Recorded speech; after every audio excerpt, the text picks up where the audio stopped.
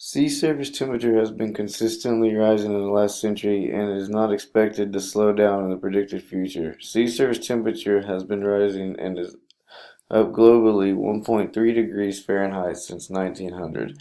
What happens is that the land surface and atmospheric temperatures rise from taking on the heat that the residual ocean does not take in, causing the land and sea ice to melt, thus for rising the sea level and taking on more higher sea surface temperatures that the result is raising the land surface temperatures.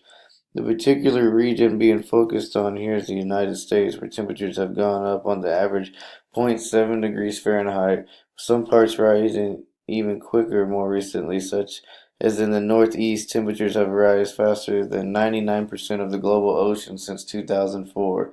Experts believe that this will continue to happen in the next century, with temperatures predicted rising up to over 2 degrees Fahrenheit around the United States region. With the sea surface temperatures continuously rising, this leads to the deep ocean water temperatures to end result rise, which could possibly lead more extreme weather and climate change and severe storms in the future.